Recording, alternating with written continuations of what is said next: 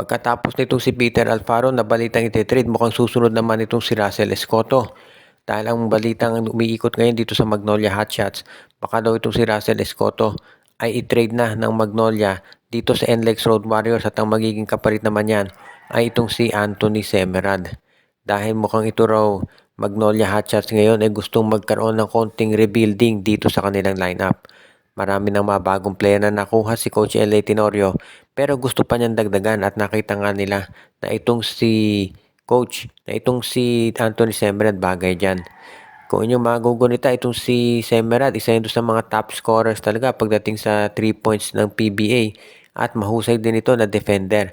Kaya nga siya ang gustong makuha talaga ni Coach L.A. Tenorio para maging mas solid naman yung front court nitong Magnolia pagdating sa depensa.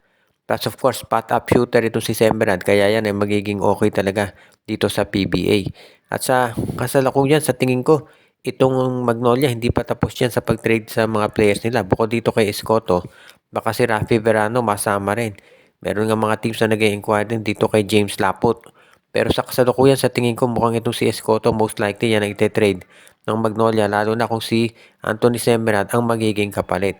At sa kasalukuyan naman, mukhang open daw itong NLEX dito sa ganitong klaseng usapan. Lalo na at alam natin na marami pang mga pagbabago na magaganap dito sa NLEX dahil sila mismo gustong umangat yung laro nila. Nagsasawa na ang NLEX na puro quarterfinals lamang yung kanilang inaabot at syempre nauubusan na ng pasensya dyan yung kanilang star player na si Robert Bolick.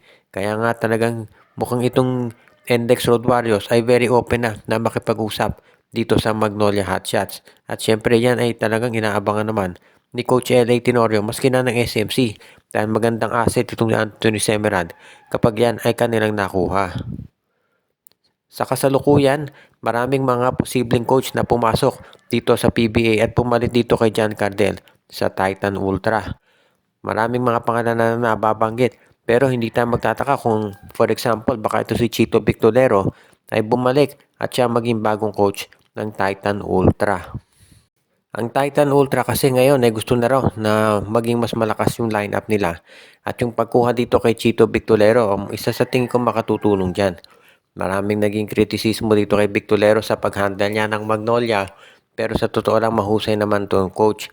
Nagiging problema na kasi sa panahon na sa Magnolia, hindi naman talaga ito binibigyan ng masyadong pansin. Hindi katulad ng Barangay Ginebra at ng San Miguel.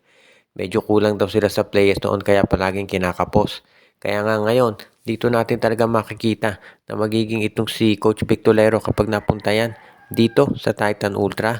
Yan ay talagang magiging isa dito sa mga tinatawag natin na oportunidad sa kanya para ipakita na kaya niya talagang mag-coach ng mga winning teams dito sa PBA.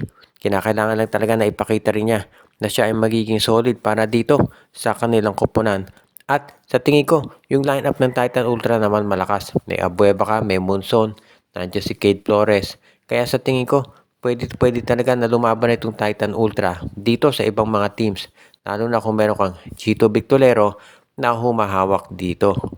At kung sakasakali, isa na talaga to dito sa masasabi nating magandang moves na pinaplano ng management itong Titan Ultra. Dahil sila talaga ngayon ay gustong makasiguro at maipakita sa lahat na sila independent team na parang converge at seryosong manalo. Yung pagkuha dito kay Victorero, magiging isang senyales yan na sila talaga ay ready na lumaban dito sa PBA at mabina natin na lumaban sa kampyonato.